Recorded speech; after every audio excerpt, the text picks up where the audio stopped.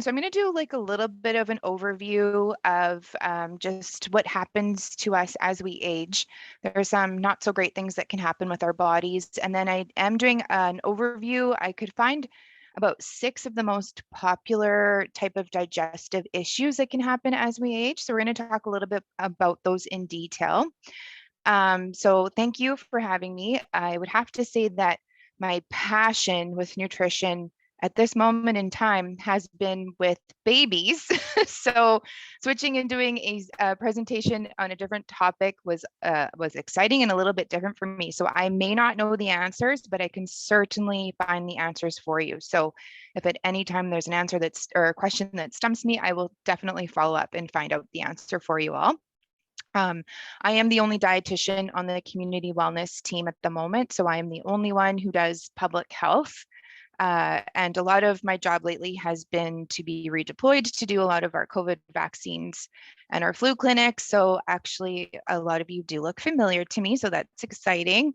And also, we have public health, or not public health dietitians, we have primary care dietitians. So if there's chronic disease like diabetes or hypertension or heart questions, we have Jay Adam, who is based out of Stonewall, and his partner in crime is a nurse, Lisa Wutsky. Sorry, I don't think I say that right.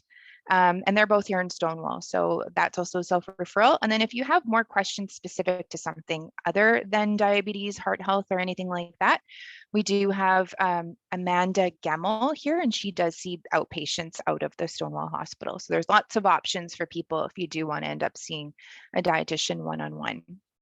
All right, so before we get started, what I like to do is I'm just going to see if this works.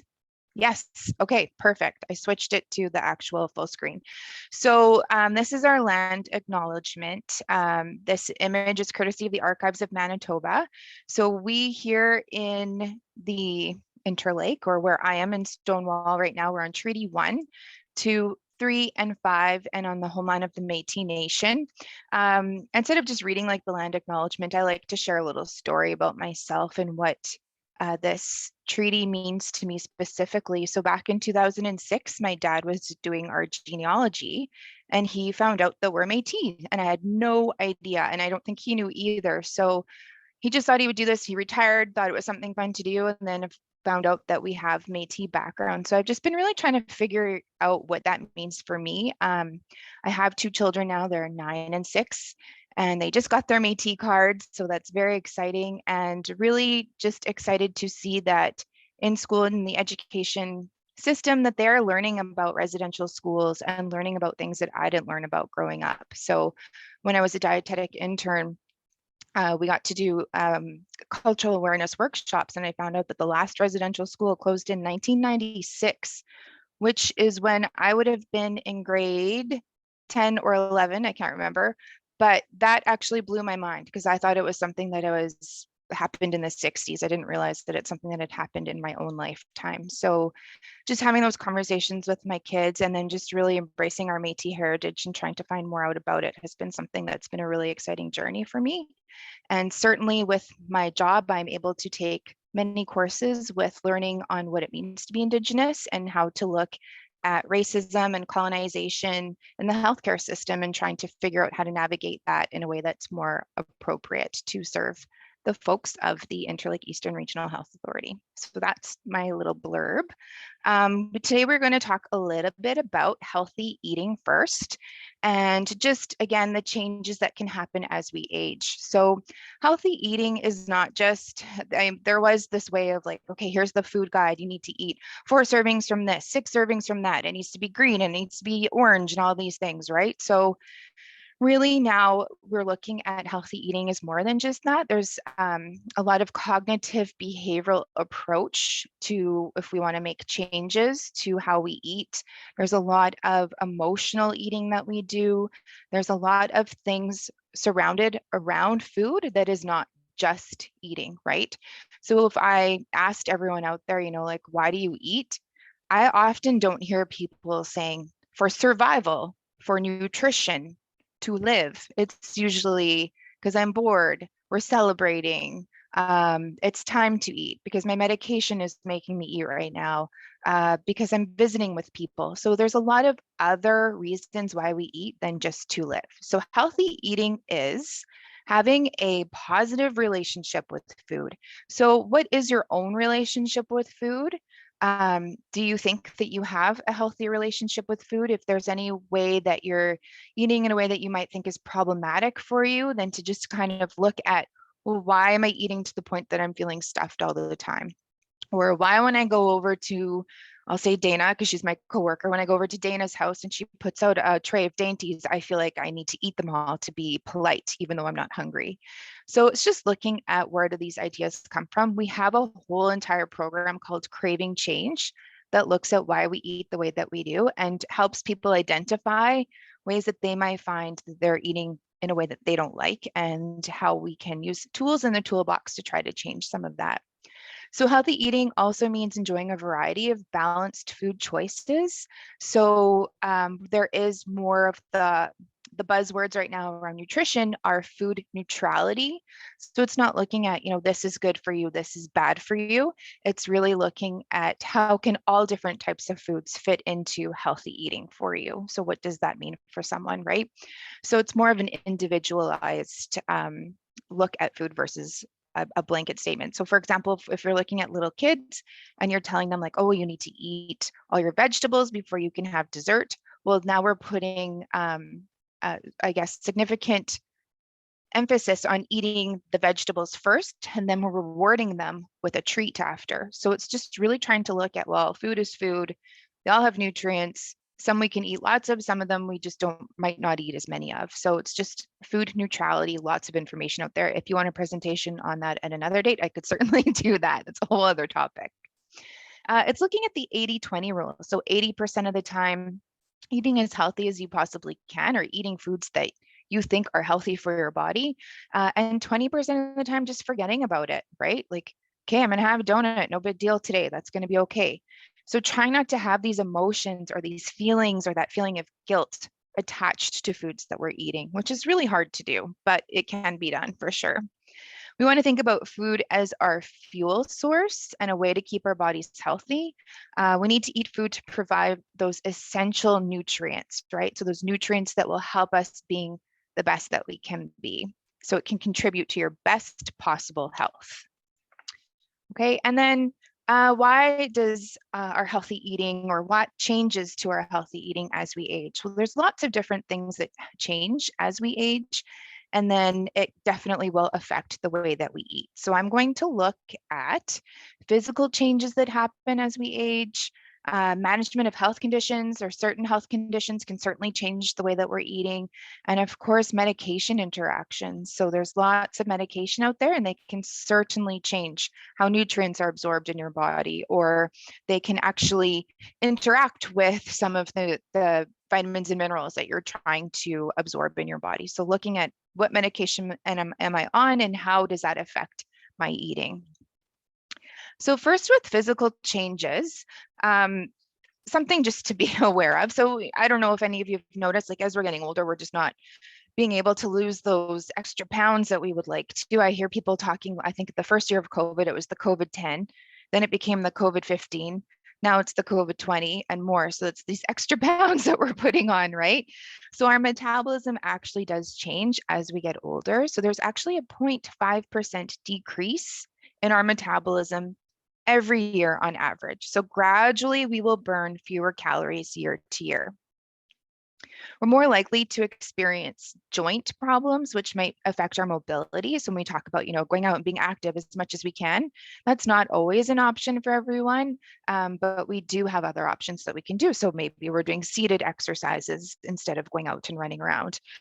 We need to try to think of our bodies, like we were born as babies, we had a brand new fancy Porsche. And as we get older, that Porsche starts to turn into a vintage car that might need some help every now and then with some restoration, right? So there's nothing wrong with the car at all. We just need to go to the garage every once in a while and get some work done on our bodies, just to help us stay as healthy as we can possibly be.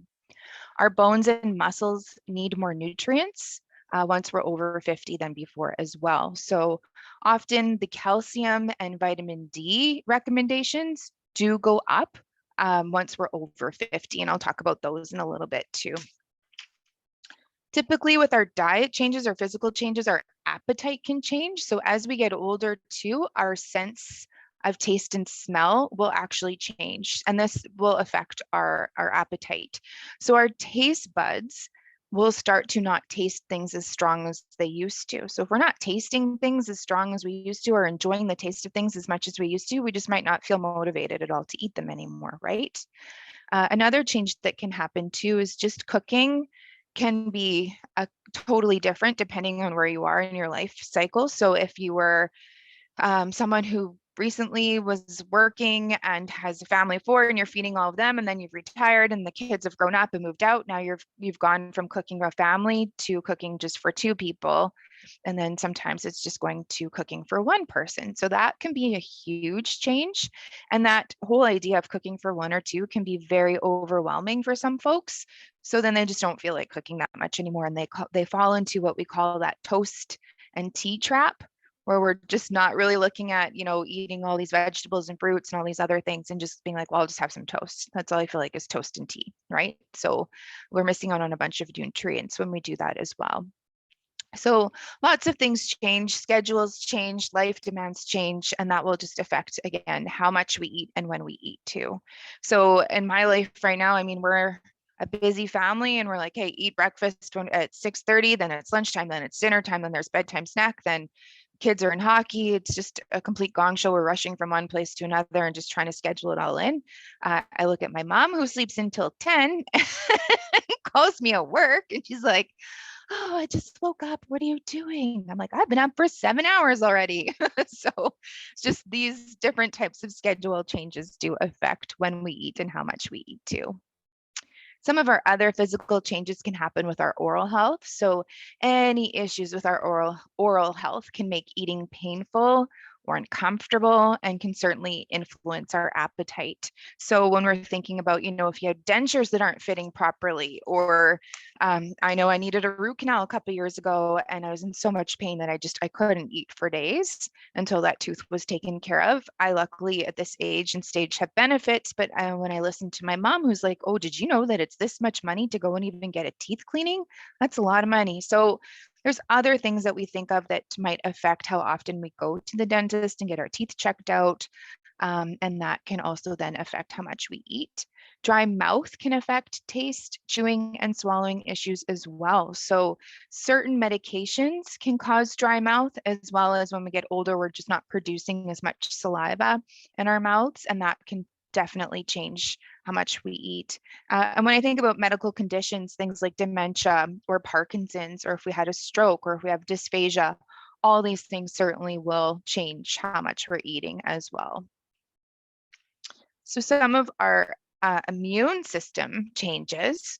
So the immune system as we get older becomes more susceptible to the risk of foodborne illness or food poisoning, right? So salmonella or E. coli in our food. So these are things that we really need to look at as well. So proper safety techniques, yeah, definitely important at every single age, but as we get older, good idea to get extra or to take extra precautions.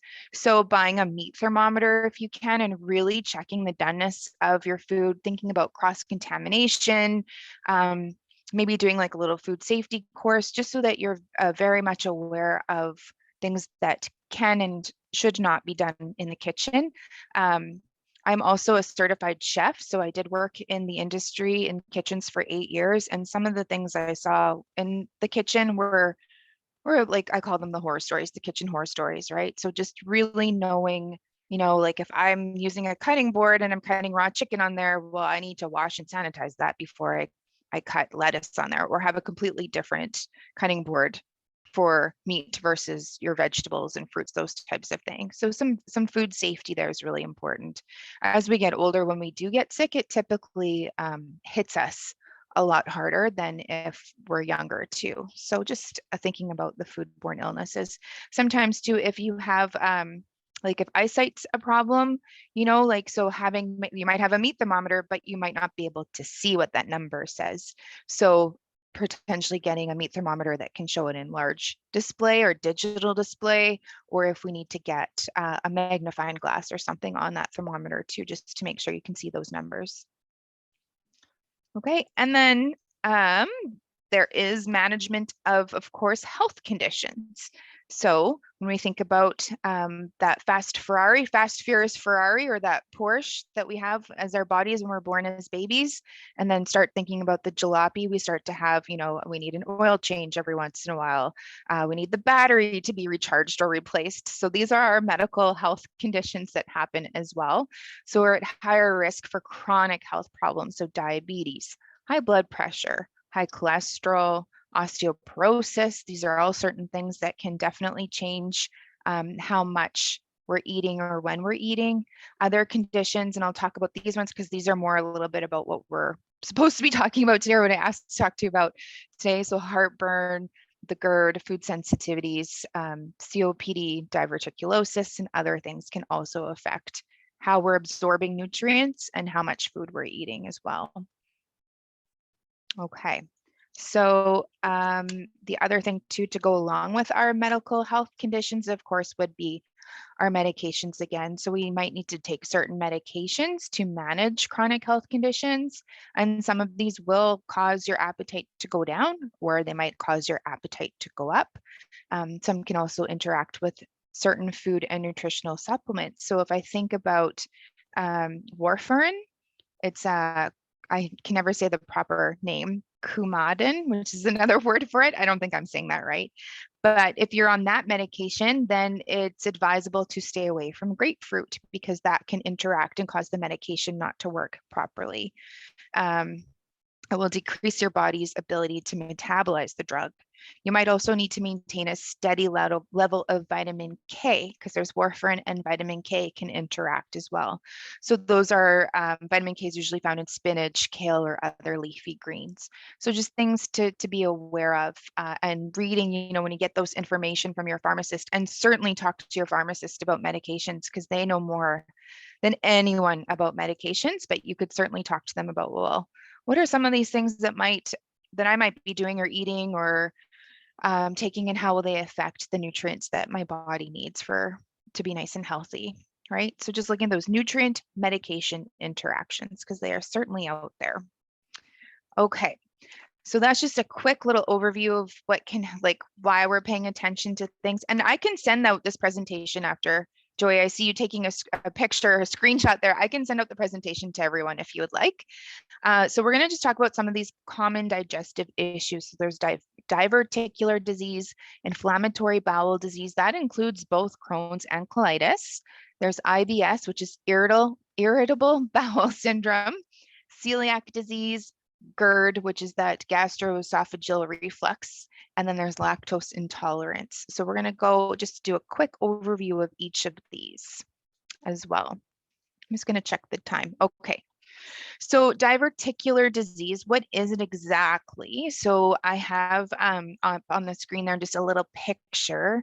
I know it's after lunch. We might not want to be looking at intestines right after lunch for those of us who aren't on the sunny coast of BC, but I am a visual learner, so I like to have pictures for sure.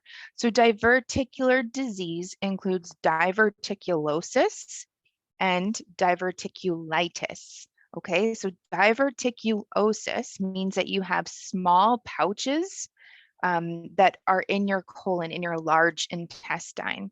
And these pouches form when there's a weak spot in the wall of your colon. So how do we get this weak spot in the colon? Often if we are having issues with constipation, then what can happen is that when you do go to the washroom and you're straining to go to the washroom, then that can create a weak spot in your colon.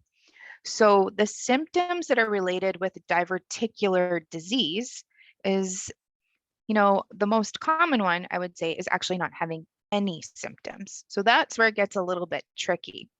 Sometimes cramping, bloating, or bleeding can occur, but if you have the next part, which is diverticulitis, So that just means that those little pouches that have been created by a weakening in your colon now might have some bacteria or food particles stuck in them. So now they're inflamed. So it's a time of when you're having an inflamed colon at this time, or large intestine. So diverticulitis symptoms can include pain, tenderness or cramping in the abdomen, diarrhea or constipation, nausea, and sometimes even vomiting, fever, or chills.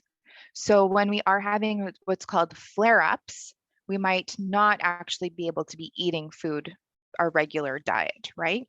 So just looking at, okay, how can we prevent this? So diverticular disease might be related to eating a low fiber diet, and a low fiber diet can cause constipation, which then makes the stool hard and difficult to pass. And like I mentioned earlier, if we're pushing really hard while we're trying to have a bowel movement, it can cause a lot of pressure in that colon. And then this can create those out pouches, those diverticulosis.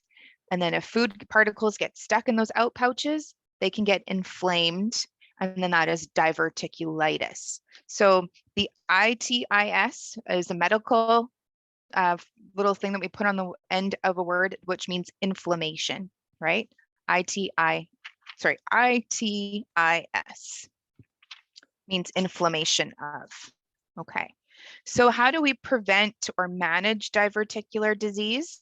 We certainly want to make sure we're eating enough fiber.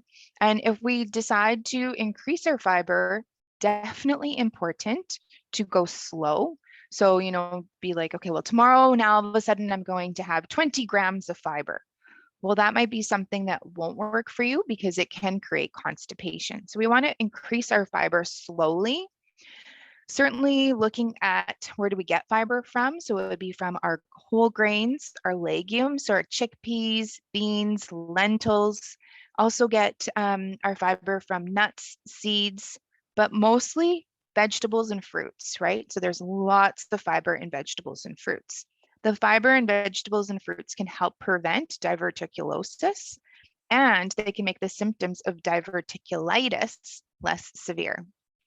So trying to include fiber, and I will certainly talk about how much fiber is recommended per day for our age group that we're speaking to today. And I'll give you that kind of closer to the end because there is a theme here for all of these conditions. And I think you might catch on every time when I'm like, how can we prevent or manage it? It will be talking about fiber probably on every slide. So what is also recommended is to increase our water or make sure that we are drinking enough water, because water will help fiber do its job. So if we're eating lots of fiber and we're not drinking enough water, then that's where that constipation comes in. So that water helps keep your stool nice and soft and helps it pass through the intestines much easier as well. And of course, staying active. So being more physically active, or being as physically active as you can help lower your risk of diverticular disease in combination with the high fiber diet. It's something where if we're exercising, it actually does help the gut moving along, right? So I see this a lot with kids, which, as I mentioned earlier, I do most of my work with at the moment is littles, and they're always constipated. And we always talk about, well, like go out and do some activity and drink lots of water and eat some vegetables and fruit. And that often will help with their constipation. Okay, so what food should I avoid if I have diverticular disease? You don't actually need to avoid anything. So there used to be the recommendation to avoid things such as nuts and seeds, corn and popcorn, or tomatoes. But that has recently been changed to only avoid it if you're having inflammation. So if you have that diverticulitis, that inflammation, and you're having pain, then we would avoid those things until that flare up is over. And then you can go back to eating those foods because they actually are high fiber choices and can help prevent diverticular disease or help prevent a flare up in that situation. And how is diverticular disease treated? So if those pouches do become infected, you might be hospitalized. Unfortunately, it could be a situation where you do need to be in the hospital for a while, taking antibiotics or pain medication. You might need a liquid diet for the time being until your infection is over. So it's not something that you're going to be on for a long period of time. It just might be, okay, here's a flare up, and then after that flare up is over, then you can go back to your regular diet. You might also benefit from a fiber supplement if you're not getting enough from your regular diet. And this is certainly something that you could meet with a dietitian to assess for your own situation and figure out if a supplement is necessary. You can also talk to your doctor. Also, pharmacists, again, they know everything about everything in terms of medication and how it can work with you. So certainly something to look at. But before you are like, okay, this is what I think I have, so I'm just going to, self-diagnose, it's really important that, of course, you meet with your healthcare professional to find out if this is actually what you have, because sometimes bowel issues can tell us that there's something else going on too, right? So that takes me to inflammatory bowel disease. So this is Crohn's and ulcerative colitis. So these are two conditions that actually are part of the inflammatory bowel disease. So Crohn's and ulcerative colitis. The difference between the two, Crohn's is inflammation and sores in any part of the GI tract. So that's your mouth, esophagus, stomach, your small intestine, large intestine to anus, right? So it's everything from mouth to butt, basically, is where we could have a sore or inflammation. With ulcerative colitis, it's actually just localized in the lower GI tract only. So that's the large intestine or colon, and the rectum is where we'll see sores or inflammation. So that's basically the difference between the two. If this is a condition that you do have, there is a whole bunch of information on the Canadian website for this. I have the symbol here, but it's the Crohn's and ulcerative colitis of Manitoba. I could send that link out after if anyone's interested, but they have lots of really great information on there too. So the causes of these conditions are actually still unknown. Some research suggests that IBD or inflammatory bowel disease occurs when the body's immune system attacks healthy cells in the digestive system by mistake. Okay. Diet and stress do not cause these two conditions, but they could make it worse. So if you already have these conditions and you're eating foods that could cause a flare up or cause some discomfort, then that, yeah, for sure, then it might be that those foods are causing what we call a trigger of a situation. Or some people, when they're really stressed out, they feel it in their guts too, right? So then it's like, okay, if I already have these conditions and I'm stressed out, then these conditions could be worse because of my stress level at this moment. IBD symptoms or inflammatory bowel disease symptoms can range from mild, like very mild, to very severe. So it just depends on the amount and location of inflammation in the digestive tract and where it occurs. So living with IBD can mean that sometimes you feel completely healthy with no symptoms. Other times you could experience flare-ups or symptoms and just feel very unwell. So these things could be diarrhea, nausea, pain and cramping in the abdomen, including gas and bloating, fever, fatigue, blood in your stool, loss of appetite, of course. If you're having a flare-up, you're not really going to be eating at the time because it just makes it worse. An unplanned weight loss.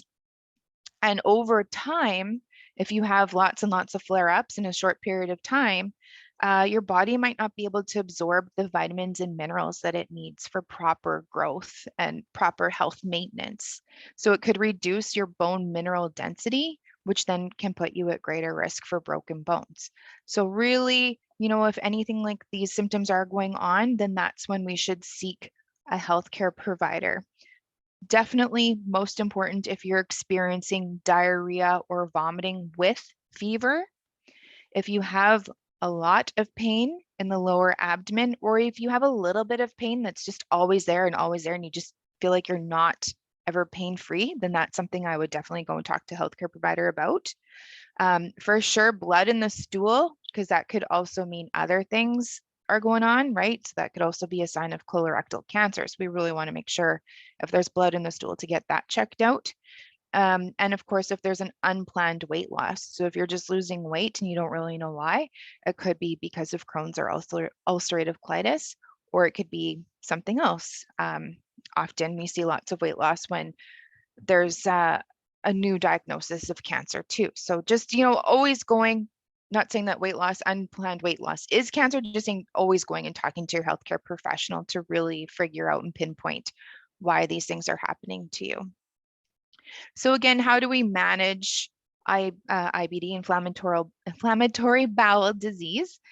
Here's that theme that comes through again. So eating enough fiber for sure. So again, that fiber will certainly help keep your stools nice and soft and keep things moving along.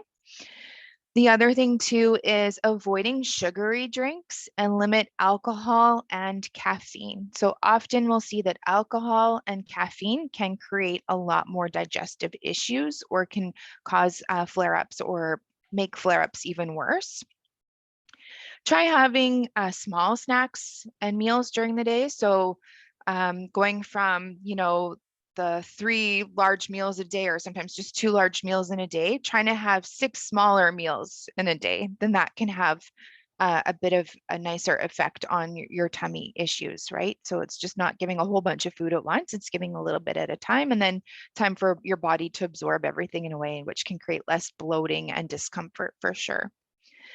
Eat slow and chew foods well. I have a friend who eats so fast. I have never seen anyone eat this fast before. And then literally when we're done eating dinner, like when we used to hang out before COVID, they would go and be in so much pain on the couch after because they just ate so fast. So when we're eating really fast, we're not paying attention to if we're full or not. So we tend to overeat. Also, if we're eating really fast, we're gulping in a lot of air, and gulping in that air can create a lot of air bubbles and gas and bloating as well. So just trying to slow down. Drinking lots of fluids again. So fluids, and of course, when we talk about fluids, we're really promoting water. That definitely, again, keeps that nice stool nice and soft and keeps things moving along for sure, and helps with dehydration too. And try, keeping a food record. So if you did want to go meet with a dietitian and you're like, okay, I'm being bloated, but I don't know what it's from. The first thing we would say to you is, could you please keep, a 3 to 5 day food record, and maybe just take note of foods that put a little star beside foods that you think might be causing some of this pain or discomfort or gas. Because then you'll start to see, if you're like, okay, star, it's every time I eat, I don't know, let's say Brussels sprouts. Every time I eat Brussels sprouts, I tend to have lots of tummy issues, and you put a little star beside it. Then it's good to kind of find out and see these patterns, because everyone is going to have typically different types of trigger foods. They're not the same for absolutely everyone. Okay. So just trying to keep a record of that. Avoid drinking through a straw or drinking lots of carbonated vegetables, lots of carbonated beverages, again, because those bubbles can create a lot of extra gas and bloating and extra air going into your tummy. Being active again, managing stress for sure. So ways that we can manage stress, stress is out there. It's not something that it's just like, poof, my stress is gone. That's great. It's always around, but it's really recognizing, okay, right now I'm stressed out. And what are some things that I like to do that can help my stress level go down? It won't be that your stress is gone, but it might just be helping your stress go down. So it could be doing things like deep breathing, meditation, mindfulness, Tai Chi, yoga. Calling a friend and just venting to them could also help get rid of some of your stress, right? Sometimes we just need people to listen to why we're stressed out and not necessarily give us, here, I'll solve all your problems. No, I just want you to hear what my problems are. And then that's it. I feel much better. So whatever your own stress buster is for you, really, trying to recognize, okay, right now I'm feeling stressed out and this is what I need to do. Could be having just a bubble bath too, right? So it's just things that make you feel better. And getting enough sleep is huge. I don't think anyone I know gets enough sleep. So getting enough sleep, getting enough rest, really, really important to help our bodies. Usually when we're sleeping or resting, our bodies are better to digest our food. They're better to fight off any sort of viruses or things that could be happening to us. So really trying to get as much sleep as we can. And smoking. So smoking, avoiding or limiting your smoking if you'd like to do some harm reduction, that this research has shown that smoking is related to a lot of our digestive problems. It can trigger a flare up, or it can create a lot of digestive problems to happen. So the wellness team, we do have a program, if anyone's interested, called Commit to Quit, to decrease anyone smoking if they want to look at trying to decrease and eventually quit. The expectation isn't that you quit while you're doing this program, but even if you decrease your use, then that is not the expectation, the goal of the program. So how can I get the nutrients that I need when I have something like Crohn's or colitis? Because, it's lots of issues going on, right? So looking at the iron-rich foods, just because these conditions can stop absorption of things happening in our body. So looking at our iron-rich foods, this is really great for to prevent anemia deficiency. So iron comes from our meat, our poultry, our iron-fortified cereals, dark green leafy vegetables. So those are all really great things that can boost up our iron stores. Looking for folate-rich food. So again, these are dark green vegetables. Want to make sure we're getting enough vitamin D and calcium-rich foods. So that would be milk, fortified soy beverages, fish, almonds, again, dark green vegetables. Can include cheeses and yogurts in here if they don't make your symptoms worse. Sometimes our dairy can make symptoms worse, but not always. And of course, our protein-rich foods. So still looking at, okay, as I get older, our protein needs do go up. So meat, poultry, fish, eggs, soy, which could be tofu. So our nut butters are another great option as well. So looking at how much protein are you getting, and are you getting enough protein? And then there has always been this question about, do probiotics help for Crohn's and colitis? There isn't enough research to say that they do help, but there is enough research to say that they're not doing any harm. So, doesn't hurt to take something that's not hurting you in the long run, right? Like it's not causing any harm, but it hasn't shown that it will help manage any of your symptoms. And then what about medications? Yeah, absolutely. In some certain situations, or if you're having a really bad flare-up, medication might be needed. So corticosteroid medications are usually what is used to help treat Crohn's and colitis. They help reduce the inflammation, and they will help provide some relief of those symptoms, those bloating, diarrhea, constipation, pain, all those types of things that you might be having with Crohn's or colitis. But the bottom line, again, of course, means just really talking to your healthcare professional about these conditions and trying to figure out how we can work food with that certain situation, right? So living with inflammatory bowel disease means managing your symptoms through diet and lifestyle. And then if you need medication, then yes, please speak to your healthcare provider about those options too. Okay. So then there's another one called, and this is where it gets confusing, right? Like there's IBD, now there's IBS. So inflammatory bowel disease is Crohn's and colitis. Irritable bowel syndrome is IBS. And irritable, it's even hard for me to say, bowel syndrome is fairly common. So this one I would say is more common than Crohn's and colitis. It's a chronic condition that can reoccur and interfere with your lifestyle, just depending on what's going on in your life. There isn't an actual specific cause to IBS, but many people living with it appear to have something called a hypersensitive colon. A number of factors do contribute to IBS, including worry, anxiety, and emotional stress. So those can create irritable bowel syndrome or make it worse for sure.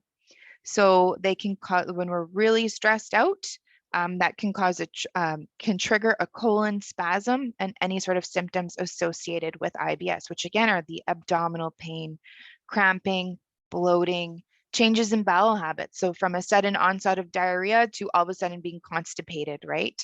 So again, these are people who feel their anxiety and worry in their tummies. This is in my family for sure. And it's not that I've inherited my IBS from my family, it's I've inherited my anxiety from my family, right? So things that I worry about are typically things that my mom would worry about. And those are things that I would see growing up, those types of things, of course. And then, of course, you throw having children in the mix. Now I'm just worrying all the time about stuff. So that's something that I got to recognize and hang out with people who are in the same situation as me to talk about things that worry about us. It certainly helps. So certain foods can definitely cause a flare up or trigger those colon spasms, and certain medications can do that too. So IBS can be something that if you're taking a certain medication, you might have IBS associated for when you're taking that medication. But let's say that that medication is over and you don't need to take it anymore, then the IBS might go away. Typical symptoms mentioned earlier, again, are those same things: abdominal pain, cramping, bloating, changes in bowel habit. These symptoms are usually relieved after a bowel movement. So you go to the washroom and usually those symptoms are gone. In some cases, IBS can actually occur after an illness involving fever, vomiting, or diarrhea. So you could be sick or hospitalized with some other type of illness, and then all of a sudden you have IBS as you're starting to recover from that condition. Bleeding and persistent severe pain are not symptoms of IBS and may indicate a more serious condition. So anytime that there is bleeding or severe pain, again, talk that over with your healthcare professional. If you have those symptoms, tell your doctor for sure.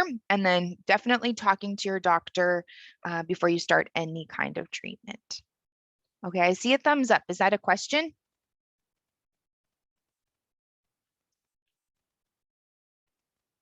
No, not a question, just I want to really emphasize that that is not a proper symptom, the bleeding, etc.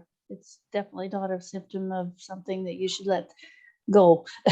Yes, yes, thank you, right? Because it can definitely mean something way more serious is going on. Absolutely. Yeah, thank you. I like the thumbs up. Okay, so how do we manage our IBS, irritable bowel syndrome? So eating a regular healthy pattern for sure.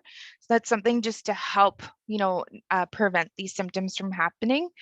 Not overeating. Again, if we're overeating, then, you're going to feel bloated for sure. You might have extra cramping. You might have extra gas when we're eating large meals at a time. Eating foods that are really high in fat. So really fatty foods can create lots of tummy issues too. Sometimes fat will slow down the digestion of our food, and then you start to get constipated. I know, like, we go to Victoria Beach. This might be too much information, but we go to Victoria Beach. There's a great bakery out there. I'm pretty sure they make everything with lard. I remember when I was pregnant with my second, I was eating bakery food like there was no tomorrow. It was something I could not get enough of. And then, of course, all that lard slowed everything down, right? And then I was at the doctor's talking to them about constipation. And when you're pregnant, already those hormones cause all of your digestive issue or your digestion to slow down anyway. So it's just not a good situation. So fatty foods can certainly slow things down, and it can also do the opposite where it can create diarrhea depending on how your body reacts to fatty foods, right? So just looking at what is happening and keeping that food record again to put a little check, like every time I eat this, this is what's happening. You might try to see when you look back at that food record, some patterns that are happening with what you're eating. And here it is again, that fiber, so not eating enough fiber. I'm pretty sure that on average, Canadians are only eating about 4 to 11 grams of fiber per day. That is probably about a third of what we need. So Canadians everywhere, all ages, are definitely low in the fiber intake. So, if you're interested in how to increase that fiber, I could certainly do a whole presentation on just fiber. It's a whole other topic, definitely. So yeah, keeping that food record, eating the smaller foods again, help with digestion, talking to a dietitian, and of course, that fluids, really important to keep that water going for sure. So drinking water when thirsty, and if you are adding more fiber to your diet, keep that water going as well. Even recommended to eat meals in a relaxed atmosphere. So, if you're eating in a rush, like I often am, because we have to get to hockey within, I get home at 5, we have to be at hockey at 6. That's a lot. So I'm like, hey, everybody, let's go. Let's eat. That's not a relaxed, healthy atmosphere to eat in, right? Because we want to take the time to enjoy our foods. We want to take the time for our bodies to tell us, yeah, I'm full, Or yeah, no, this is creating a lot of gas and bloating. Like if you're so fast eating, you might be feeling it later and not really know what's going on there. So enjoying your food as much as you possibly can. Cutting back on chewing gum also helps reduce that extra gulping of air intake. So I find that interesting because I'm like, chewing gum, hey? Yeah, I guess so. So if you're my kids and you're chewing with your mouths open all the time, you're getting a whole bunch of extra air in there. So that can also create a bunch of bloating and extra gas. And same thing as I mentioned earlier, drinking through a straw, or if you're having lots of carbonated beverages. The other thing too that's out there, many products these days do include those artificial sweeteners. And so those will have, or those artificial sweeteners usually contain the sugar alcohols. So I think of like when I was doing diabetes education, when I first started out, they put a lot of those sugar alcohol or artificial sweeteners in a lot of the diabetic foods that you do not need to purchase and have. So it's things like if you look on the food label, mannitol, sorbitol, xylitol, or polydextrose. These can actually cause bloating, gas, or diarrhea. So just looking to see, if you're eating lots of those types of foods and you're having lots of gas or diarrhea or tummy issues, then that could be the reason, right? So that's that food record again. Most common trigger foods, as I mentioned earlier, like the fatty foods for sure. With this situation, different foods will bother people differently. So it really just depends on you. It's very individualized. It doesn't mean that this is going to bother everyone.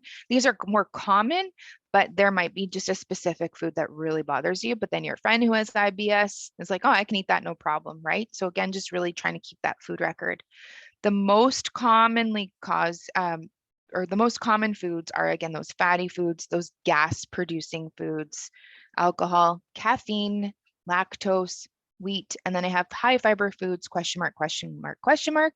Because for some people, if we are increasing our fiber, then yeah, you might have gas and bloating and potentially constipation if you're doing it too fast. So you might, when you start to increase your fiber and you're not doing it slow enough, you might have some tummy discomfort. But if you're going nice and slow, eventually those feelings with increasing fiber or those symptoms with increasing fiber should go away after a couple weeks or so. Okay, so the fatty foods, so if we're just thinking of like high fat meats, deli products, high fat dairy products, so cheese, ice cream, whipped cream, butter, margarine, deep fried foods, French fries, battered fish, fried chicken, pastries, cookies, chips, all these delicious foods for sure. And then, of course, oh, I see someone laughing. And of course, how we cook these foods too. So if we're deep frying or cooking them in lots of oil, remembering that the way that we cook, the cooking methods, is adding more fat, which then can also create a lot of these symptoms too. So trying to think of like roasting, baking, if we can in summertime, barbecue, and cooking in the oven a lot more than if we are, doing pan frying with lots and lots of oil.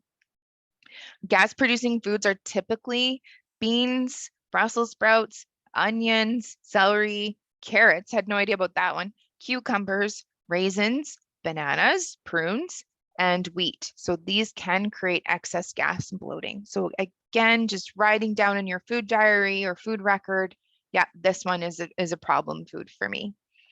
Lactose, so this is from milk, cream, and some cheeses, can cause IBS symptoms in some people.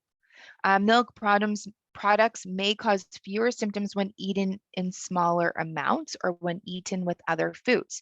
So some people might be able to tolerate if you drink, a half a glass of milk with the meal. So having it with the meal might not bother you, but if you drink the milk on its own, it might bother you. So something else just to, take note of and see if that can create a problem for you. Yogurt usually causes fewer symptoms than milk products on their own. So the cheese and the cream and the milk will cause more symptoms than things like yogurt because it's already has that lactase has already been fermented. I'll talk about that with lactose intolerance in a little bit. So, if you start to avoid all milk products, really just speaking to a dietitian about it, because we want to make sure that you are getting enough calcium and vitamin D, and a supplement might be necessary if you are avoiding all dairy products because of the symptoms. Okay. And then just, do people with IBS also have lactose intolerance? People with IBS are not more likely to have lactose intolerance. Okay. But people with lactose intolerance have difficulty digesting some milk products. Individuals diagnosed with lactose intolerance would benefit from a lactose, or could benefit from a lactose restriction. So we'll talk about that, I think, in 2 slides. Okay. So the next one I'm going to talk about is celiac disease. I'm just going to check time here, 1:55. I think I'm till 2:30, correct? Yep, okay. Okay. If I'm talking too much and this is too much information, please just cut me off at any time. But celiac disease is another one that we hear about quite a bit. It's one of those digestive conditions that can happen. This is when our body actually has an immune reaction to eating gluten. And this is a protein that's found in wheat, barley, and rye. I have on here just a picture. So on the left-hand side of the screen, it says, of the picture, it says normal gut at the bottom. So you can kind of see that that's your small intestine, and it looks like these are called little villi, the microvilli. They look like little fingers, and their jobs in your intestine are to absorb nutrients from your food and help move that food along, right? When you have celiac disease, what can happen is you eat the gluten, it actually starts to make those microvilli start to kind of shorten and get smooth. So then you're not moving the food in your small intestine as well. So that can create a lot of constipation or bloating or gas or situations. And the other thing that can happen too is then you're not absorbing a lot of the nutrients. A lot of our nutrient absorption happens in the small intestine. So if those little fingers are not up and grabbing those nutrients and they're smooth and flat, then what can happen is that you might have a lot of nutrient deficiencies from celiac disease. So it's an immune reaction to eating gluten. If you have celiac disease, eating gluten will actually trigger this immune response in your small intestine. Over time, this reaction, so, at the beginning, it might be okay, but if this happens and you're undiagnosed for years and years and years, this reaction will damage those small intestine, or that small intestine's lining, and prevent from absorbing those nutrients, which then can put you at greater risk for malabsorption and malnutrition. The intestinal damage often causes, and it's, here's the theme with all these other conditions that we spoke about already, but diarrhea, fatigue, weight loss, bloating, anemia, but it can also lead to serious complications too. There's actually no cure for celiac disease, but for most people, following a very strict gluten-free diet can help manage these symptoms, and it can actually promote intestinal healing. So your intestine, if it's like this because you have celiac and you're newly diagnosed with it, doesn't mean it's going to be like this forever. You stay away from gluten, then those things can start to heal and those little fingers can come back up again. So it starts to heal over time, which is good news. Gluten-free diet, and I have to say this, is only recommended for people who have been diagnosed with celiac. I think in the last few years, there was, lots of buzz around, oh, I'm eating gluten-free because it helps with my weight loss and all that jazz. It's actually not recommended to go on a gluten-free diet unless you have celiac, because then you're followed by a dietitian to make sure that you're getting all of the nutrients and vitamins that you need from food, the vitamins and minerals from food. A lot of the times people with celiac will need to take supplements because, as I mentioned, they're not, their microvilli are not getting those vitamins and minerals from food, but then also their foods have changed significantly. So then the foods that they're actually eating aren't considered part of like a well-balanced meal, if that makes sense. I hope it does. So if we're looking at going on a gluten-free diet, I don't know, that's really common with a bunch of my friends who are always talking about the latest fad diet, that gluten-free could be causing more harm than good if you are not diagnosed with celiac disease. Okay, so most patients will report symptom improvement within a few weeks if they're eating gluten-free. But though, intestinal healing, like complete healing of that intestine, could take up to several years. It really just depends on the person and how severe their celiac is in the first place. So the symptoms, and these are for adults, because with children it's different, but with adults, digestive symptoms. So there's digestive symptoms and non-digestive symptoms. So there's way more here happening than with our other conditions that we spoke about earlier, but diarrhea, fatigue, weight loss, bloating and gas, abdominal pain, nausea and vomiting, constipation. And then our non-digestive symptoms could be iron deficiency because, those microvilli are not absorbing that iron from food that we're eating. So then it's like, okay, you might be iron deficient. Oh, hey, by the way, you have celiac. So those are some things when, you want to go to a doctor just to make sure and get the blood work done and look over it with them to see what else could be going on. There could be loss of bone density because, again, you're not absorbing the calcium and vitamin D from foods. So osteoporosis, softening of the bone. I don't know how to say that one. Osteomalacia. I'm not sure, but itchy, blistery skin rash, mouth ulcers, headaches, fatigue, nervous system injury. So this includes like numbness and tingling in the feet and hands, possible problems with balance, cognitive impairment, but remembering too that those three that I just mentioned, so the numbness and tingling in hands and feet, can also be a sign of type 2 diabetes, right? Or problems with balance or cognitive impairment could be dementia or Alzheimer's. So, anytime you're having these types of symptoms, really seek a healthcare professional to find out what's really going on. Could be joint pain, and then there could also be a reduced functioning of the spleen. So that's hyposplenism. So really looking at, when to consult a doctor, it would be if you have diarrhea or digestive discomfort that lasts for more than 2 weeks, then they will discuss testing options. So before if you're like, okay, I think I have celiac, I'm going to cut out all gluten, you don't want to do that. You want to continue eating gluten so that you can get the tests that you need. Because if once you start not eating gluten, then those little villi start to get better, then you could be diagnosed with a false negative, right? Being like, oh, okay, no, you don't have celiac disease when you really do. So it's, as much as it hurts, it's still eating gluten so that when they do check you, they can see that there's damage done in your small intestine.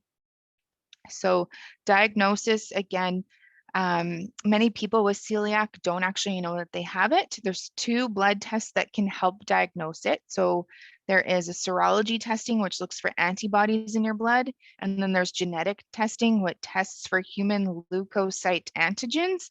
So those can be used as a blood test to decide, okay, do we need to do further testing or not? And then if you do those blood tests, then they'll do an endoscopy. So that's where they actually will put a little camera down and usually through your mouth, and it goes into and checks out your small intestine, and they can see what kind of damage is happening in there. So it's important, if you're like, okay, they did the blood test and they think maybe, definitely need to follow up with an endoscopy to make sure that they can see what the microvilli are doing. Okay, I think that there is a question in the chat. Do you have a slide for hiatal hernia? I do not. I cut it down to these more common ones because there are so many out there. But I could definitely get information for you if you want to remind me at the end. Okay.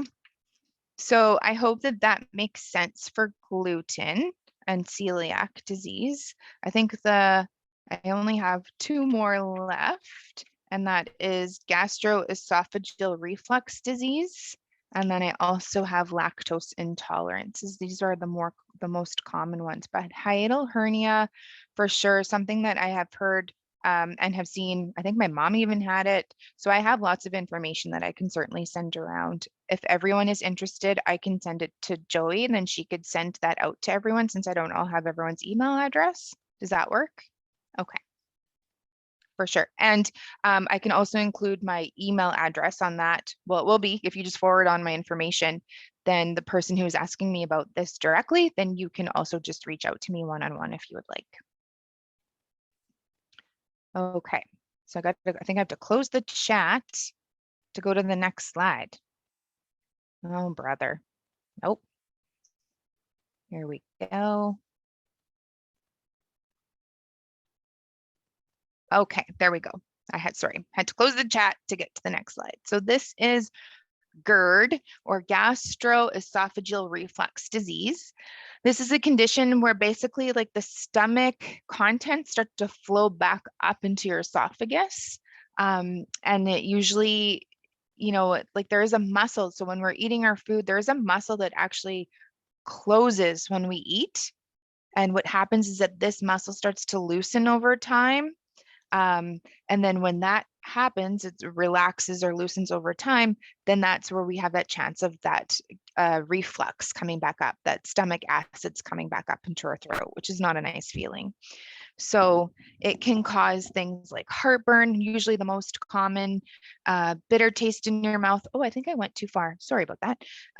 Chronic dry cough, a hoarse voice, usually in the morning, and then just that feeling that you need to like clear your throat all the time. So, when you're eating with people or after you're eating with people, you might hear them being like, you're right. So for a while after their meal, might feel like there's tightness in your throat, or you might feel like you're wheezing a little bit. And that's just because there is some of that liquid going back up into your throat. What's the difference between heartburn and GERD? Many people will have heartburn once in a while, but GERD is more of a chronic and frequent problem. So if this is happening to you like constantly, chronically, more common to get this every time you eat, then this is when it's advised to seek medical attention or to go see your doctor to talk to them about it for sure. So just some tricks on what to do. Again, it's avoiding those large meals. Those large meals are not advisable at this time, which is so funny because when we think about, or not funny, it's just interesting how things change. Because when we think about my mom, I remember she would always talk about like they had a small breakfast and a small dinner and had a large lunch, right? Because her parents were growing up on a farm and that's what you did because you did lots of your work in the morning, had a huge lunch, went and did a little bit more work on the farm afterwards, and then, had a smaller meal before bed. So those large meals can create a lot. If there's lots of stuff in your stomach and that muscle's loose and it doesn't really have anywhere to go, then yeah, it's going to come back up. So that makes sense. Again, avoid eating quickly. Try not to eat before bed. So at least 2 hours, if you eat right before bed and then you lay down, there's more chance for that stuff to come back up in your throat again. Of course, again, we want to avoid those high fat foods. Sometimes fried foods or spicy foods can be a trigger food for someone. Acidic foods, so citrus, so lime, lemon, orange, grapefruit, tomato can also be triggers for some people. Chocolate, unfortunately, I'm so sorry. It's one of my favorite things to eat. It can be one of those foods that can create a lot of GERD. Garlic and onions, and then the same, right? Drink less alcohol and caffeinated drinks. And maintaining a healthy body weight, easier said than done, but as much as we possibly can. Reduce or stop smoking. And the medications, there are medications out there that can help. So there's antacids or other medications that you can certainly try. Just again, talk to a medical professional about what medication options are there. Pharmacist, again, would be a great option. Speak with your healthcare provider as soon as possible, though, if you are experiencing, again, that vomiting. If you have really dark tar-like stools or blood with your bowel movement, because this might be a result of stomach or intestinal bleeding that might need to be looked at for other things like stomach ulcers or other type of more serious conditions. If you have difficult or painful swallowing, because that could be something else too, that could be the beginning of dysphagia where we don't swallow as well as we used to.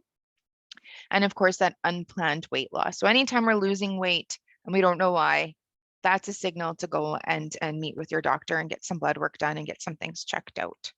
Okay, so that's GERD. So GERD is pretty common, but it's chronic. If it's chronically bothering you, then that's where it's like maybe you need to be taking some medication for this situation and looking at, again, that food record and keeping track of different types of foods that might be creating some of these symptoms.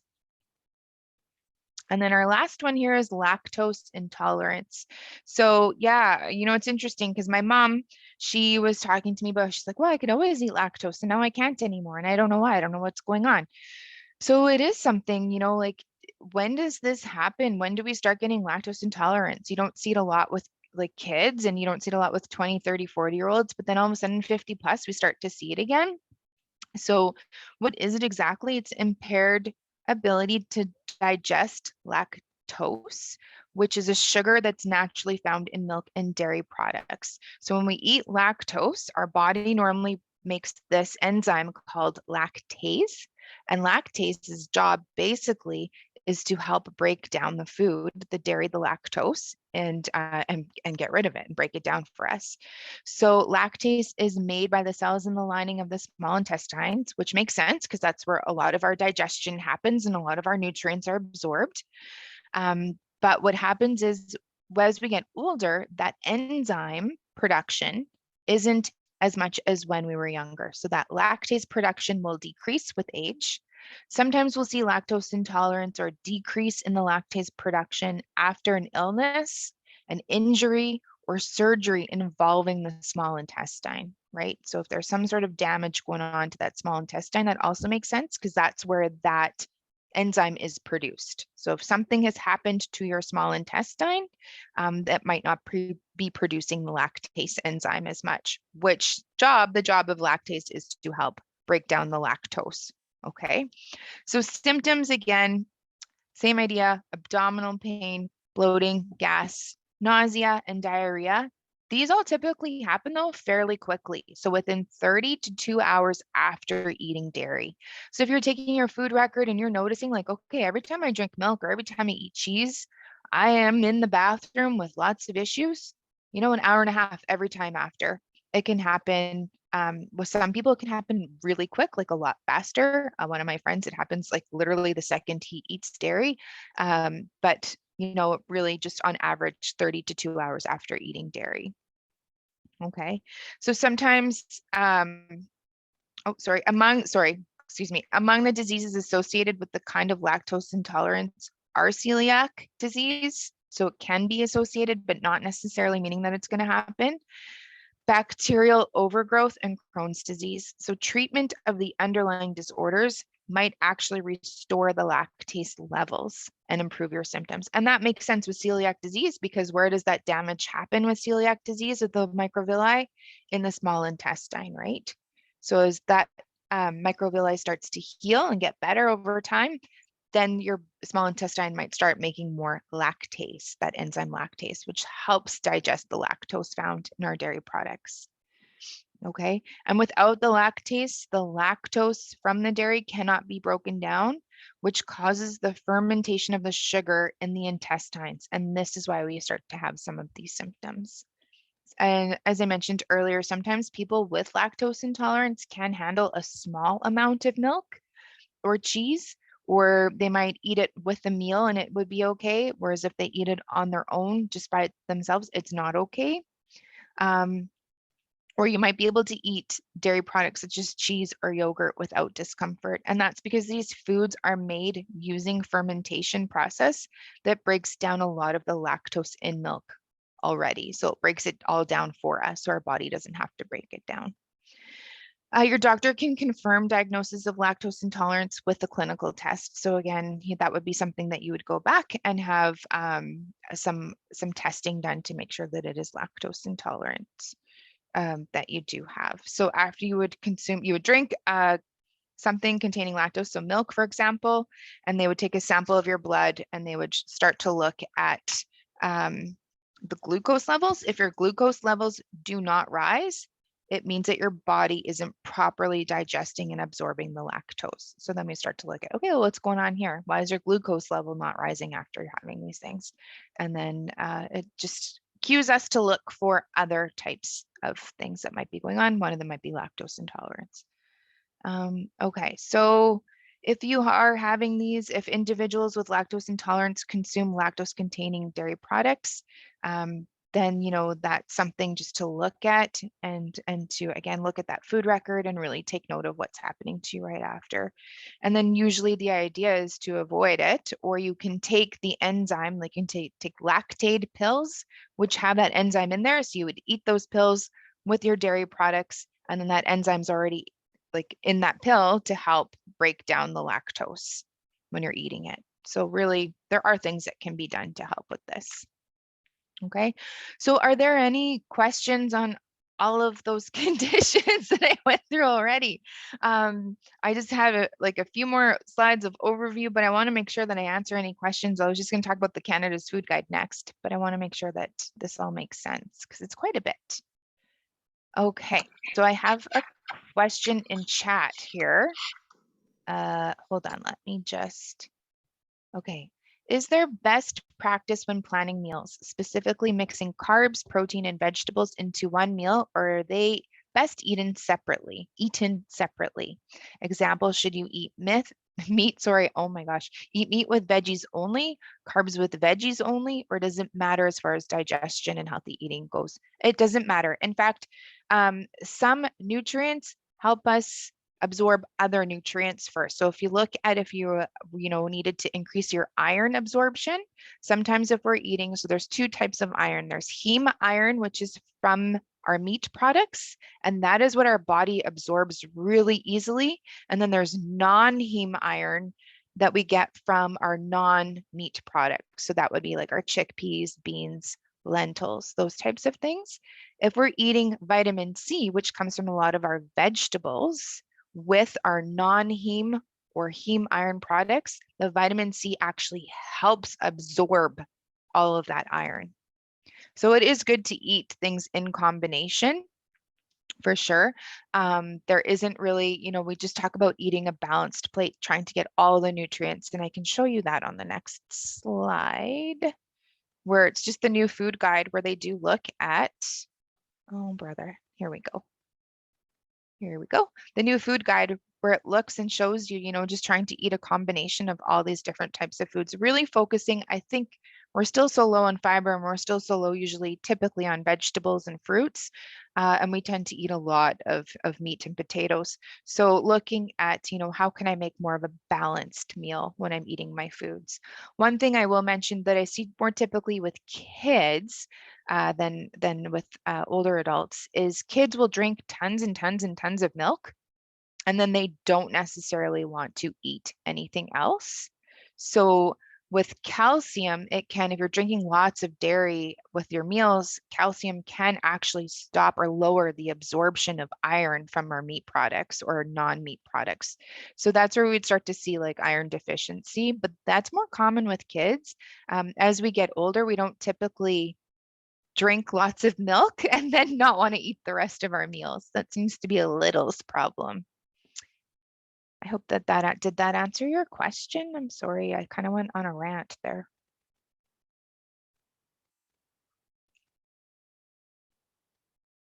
Any other questions? Here, let me go to chat again. Yes, that's great. Okay, thank you.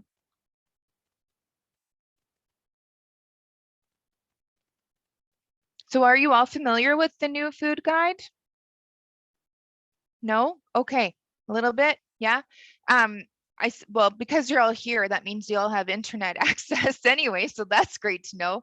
It is more of a virtual resource, so they really do, they really did try to go away from just handing out this, here's the rainbow, eat 5 to 6 of these, 3 of these, 2 of these. Oh, you're this age now? Okay, now you only get 1 of these. They tried to go away from that and really just look at eating a well-balanced meal. That's the most important thing to do, because then we're making sure we're getting all of the nutrients that we need from all of the food groups. So that is one of the main differences that you can see with the new food guide. It's more just looking at this plate with all these different colors on it. There's whole grains at the bottom there, bottom right.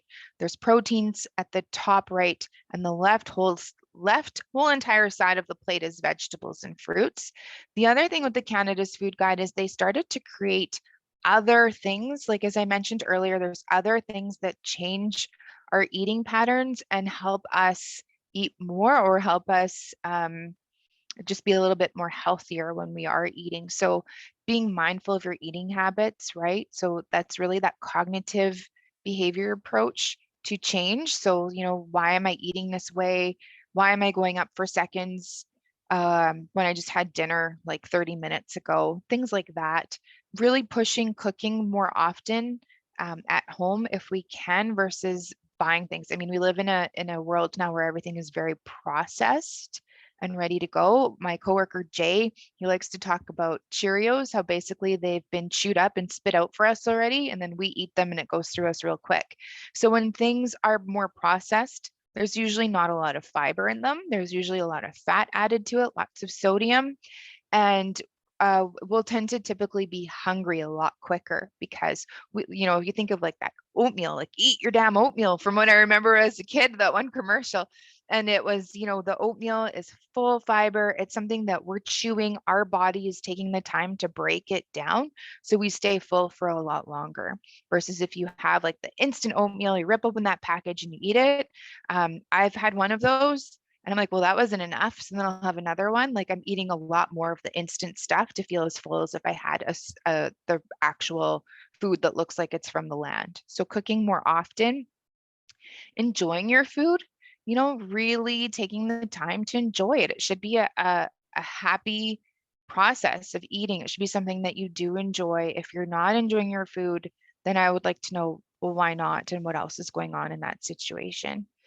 Eating meals with others. So there have been a lot of studies out there that for families, eating with other people makes the experience much more enjoyable. You're having conversations. You're not shoving food down as fast as you can. You're slowing down your eating process, but also enjoying the company that you're in, which makes it a much more positive experience.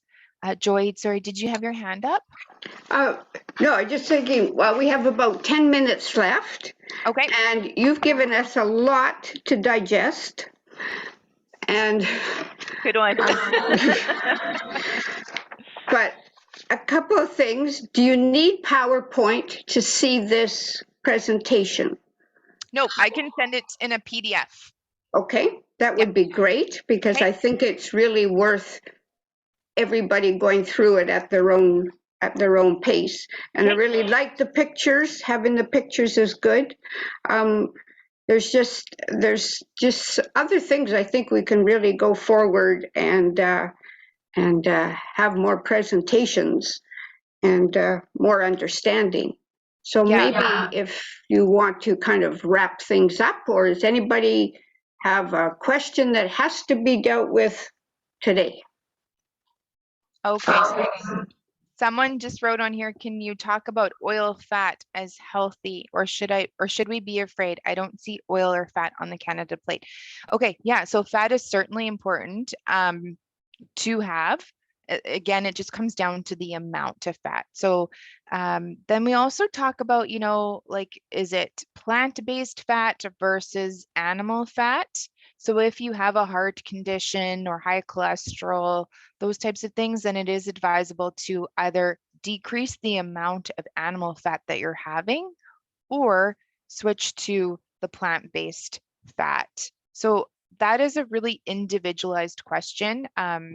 It's not just necessarily like, no, this is it. This is how it goes. You can't have any fat. We definitely need some fat. So fat is good for us. There's different types of fat. That could be a whole another presentation on its own too.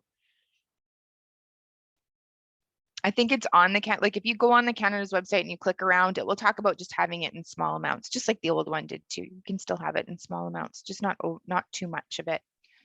And a lot of those processed foods do add lots of fat just to, if you take away the sugar, they're usually adding fat just so that we're still getting that satiety or happy, emotional feeling from eating those types of foods. Okay, well, I think. I also hear a lot of. Okay, go ahead. Who had their hand? I just was reading a podcast, a podcast on magnesium and the benefits of magnesium that you find in like pumpkin seeds and chocolate and things like that, and how good it is for your body to have proper amounts of magnesium, which we are deficient in, I think.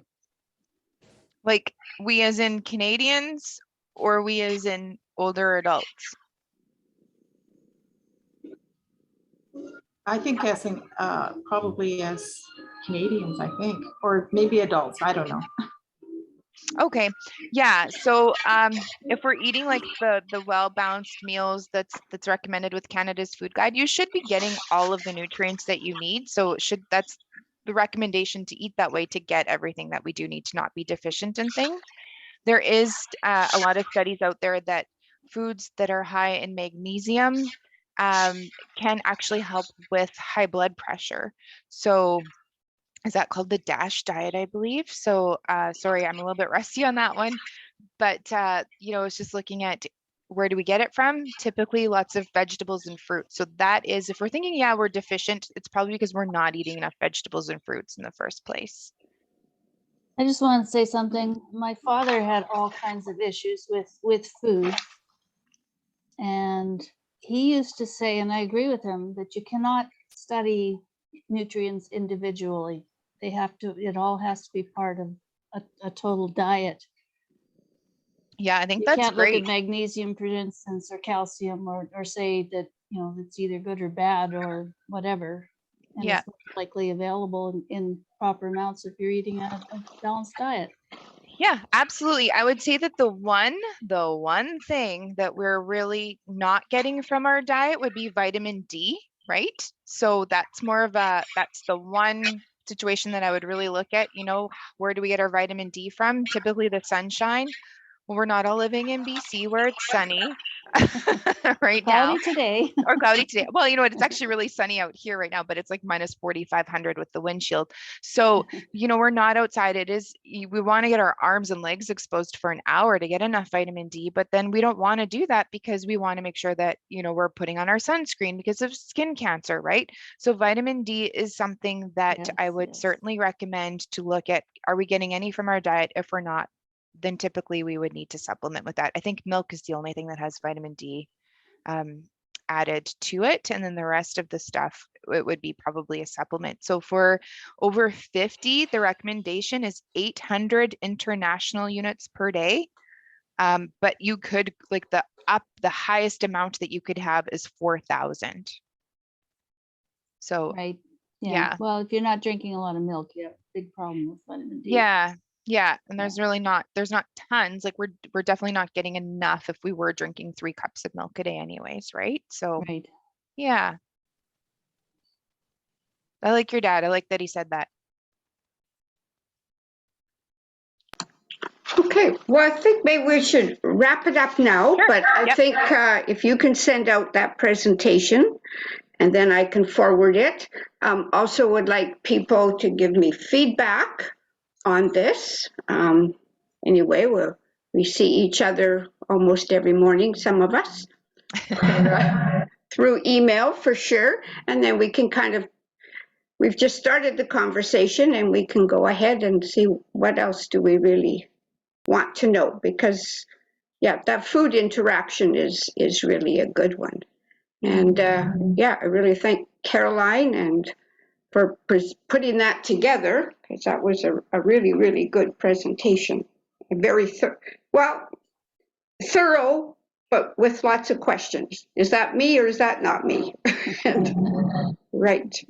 Okay, so we go and get our Thank 5. you. Okay, anything else from anybody?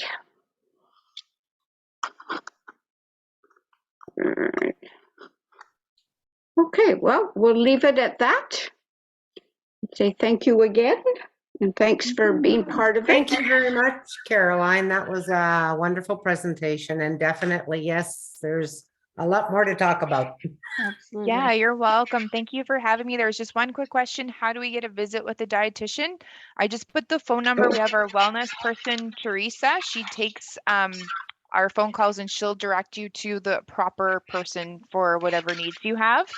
So it's 1-877-979-WELL, like WELL, or 9355. So you can call her and she will put you in touch with the right dietitian to see you. Okay. What is her name? Teresa. Teresa. Okay. Yeah. Okay, great. Thank you. Yes. Great. Thank you so much for having me, everyone. Stay warm today. Thank you. Thanks so much. Yes, Thank you. you'll For be sure. hearing Thank from you. us for sure, so, great. Okay. Okay, Stephanie has her hand up. Stephanie has No, I to was unmute. clapping. Oh, Oh, you were Aye. Okay, good, all right. Good we got clapping. this. We All got right, this. good, good. Good stuff. Thank Okay, you. Okay, take care. Yeah, thank you.